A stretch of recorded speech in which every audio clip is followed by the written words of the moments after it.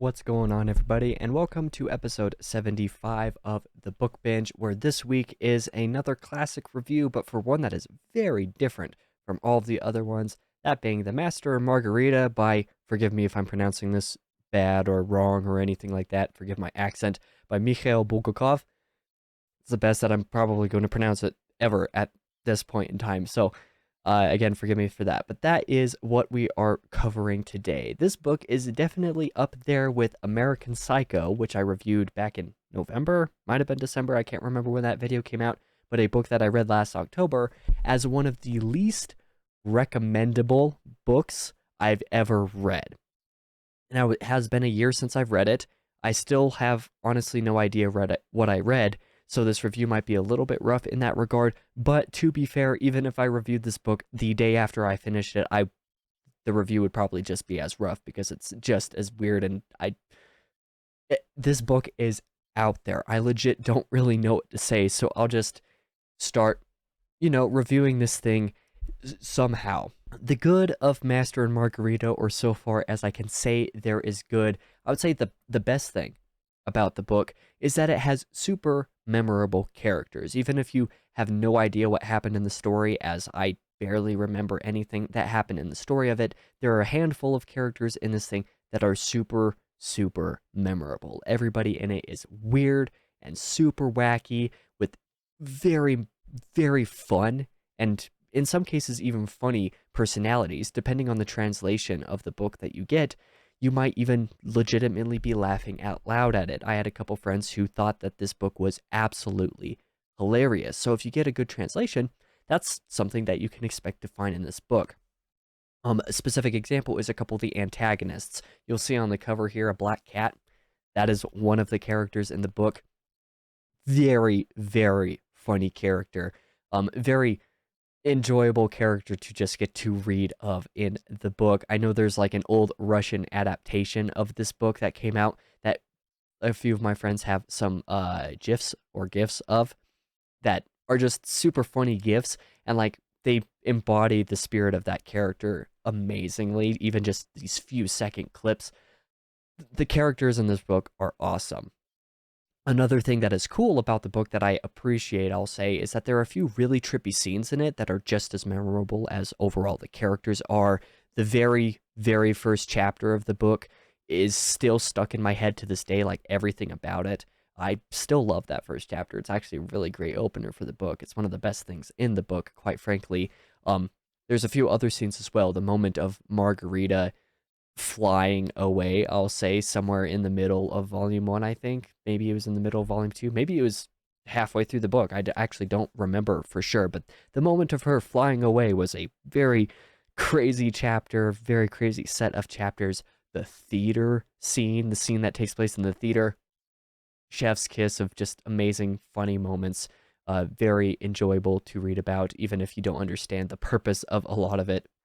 Pretty much all of the shenanigans of the antagonists, generally speaking, through most of the most memorable scenes have to do with the memorable characters, like those antagonists, like the Black Cat, for example. Very, very good stuff in that. I thought the ending as well overall was very good in Master and Margarita. Despite not loving the rest of the book overall, the finale did wrap things up in a way that I thought was satisfying, especially when knowing what one of the weirdest parts of the book is supposed to represent. Or not one of the weirdest, but one of the most seemingly disconnected part of the books is supposed to represent. Speaking of, let's talk about what I think is sort of the bad of the Master and Margarita. Sorry, English is hard sometimes, especially when I've recorded 6 videos already right before this. This is the 7th video in a row that I'm recording today. The Jerusalem scenes and the plotline related to Jerusalem in this book are something. Like, they are weird. They're really random. They seem very off since they deliberately change.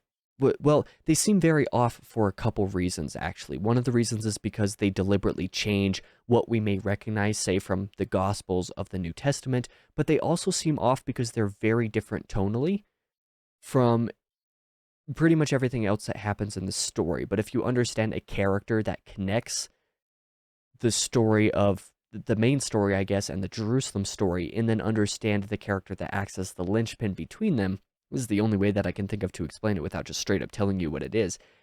It makes it a lot more understandable especially once you understand that linchpin.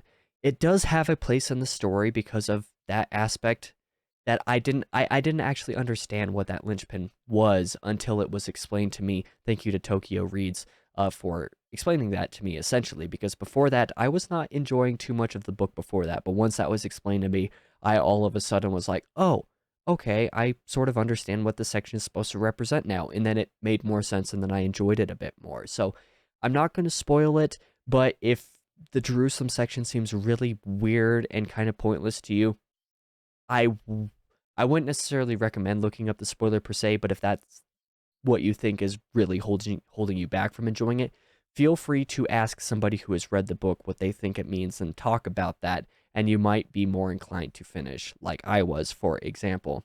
The ugly of the Master Margarita is that this book is at best a fever dream. Like, it is an absolute fever dream. I understand that my translation specifically, even though this artwork is fantastic, the translation, the P&V translation, is widely regarded as not a great translation. Not just of this book, but P&V translations of most Russian books in general don't have a super great reputation. Despite the amazing cover, like the reason I picked it up is because the cover is so good, but the translation is not regarded as great. I also understand that there's a different translation into English of the book that has an audiobook version that a couple of my friends really loved. So if you do end up wanting to pick up the book, I would recommend probably not getting the P&V translation, just because it's the one that basically everybody who's like any form of expert or anything like that on this book says avoid the P&V translation. So pick up a different translation, but I would research what people generally tend to think are the best translations, whether it be English or any other language as well. Just look up the best translation of the book and find the best one that people regard, because that's going to be the one that is most likely going to work. The recommendation of this book is a little bit mixed. Like I said, it's probably tied with American Psycho as the least recommendable book, but in its own way, it is less recommendable than American Psycho is, and in a other way, it's more so. It's really hard to explain. There's several cool ideas here, especially thematically, since this book more or less acts essentially as a parody critique of the Soviet Union during the time that Bulgakov was censored by Stalin himself for much of his life. Like, this book wasn't published until I think after he died, and it wasn't even completed until he was pretty much on his deathbed because of the censoring and whatnot. Like, I don't understand the full story behind that, but it does act as, like I said, as sort of parody critique of the Soviet Union. And if you're looking at it through that lens, there are certain elements of it that are really interesting. There's a scene near the end of it as well, like the ball scene, I believe, that is ripped straight from that is essentially an event that Bulgakov himself attended, and is supposed to be a parody of that in a way as well. And I can totally see it. Like, those elements are amazing. In fact, I should have mentioned them in the good of the video, but that is stuff that is really good. The book overall is really weird. It's really wacky. And although I overall enjoyed Master and Margarita, and in fact, the more that I talk about it, I actually remember it a bit more fondly. When I was writing the notes, I was like, I don't think I really enjoyed this book. But talking about it out loud, I'm like, I did actually enjoy this book. I'd be inclined to actually look up a new translation of it and read it again at some point, just to see how much more I can get out of it, how much more I might enjoy it more with a better translation.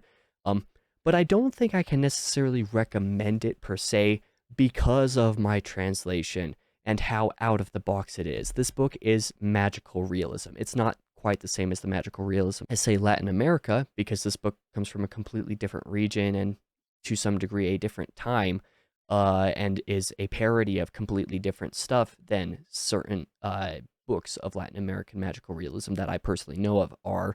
But if you tend to enjoy magical realism, or if you have enjoyed the magical realism you've read before, I would say definitely give this a shot. I reviewed The Obscene Bird of Night at one point by Jose Donoso, and that's a book that's like, do not read that book unless you know you enjoy magical realism, because otherwise it's not that great. This book, I think, could make a good introduction to magical realism if you have a good translation of it. Or if you already know you enjoy magical realism, it's definitely a different take on it that I think might be enjoyable for you. If you get a better translation like I did, or the audio that I mentioned, get in touch with somebody who might know about that. If you are friends with me, like on Discord or something, you can get in touch with Tokyo Reads or Reen. She and Reen would both absolutely recommend this book because they both loved it. Try to get a good translation and or a good audiobook version of it, and you are more likely to enjoy it a bit more than, say, I did. Even though, like I said, recounting this, I actually enjoy it more than I recalled enjoying it. As for me, this is one of the few that I would say for a general audience, skip it unless you have a very particular interest in it, just because it's so out of the box and so hard to recommend unless you know that you would enjoy it. Like, you have to have interests that you know would jive with you with this book. Like, if you're into magical realism, just as I said, to enjoy it. If you're just a general reader, or if you have not read basically any classics before, this is not necessarily a great starting point because this is not representative of basically anything else I've ever read. But yeah, that's the review. It's actually a bit shorter than I thought it would be, and I thought it would be a bit messier than this. I think this review actually went quite well. This book was such a fever dream, though. I don't think I could have done a much better job, even if it does turn out being really messy, if I reviewed this last May right after I read the book. But yeah, that is the review. Check out this Thursday for a video that I'm very excited about because I'm planning to start this series on the top shelf. If you recognize any of the bottom of those spines, you know what's going down with that. I'm very excited for that video. Next week, I'll also have a review of Pride and Prejudice coming out, so be sure to check those out if you are interested. Thank you for watching. I'll be back again in the next video.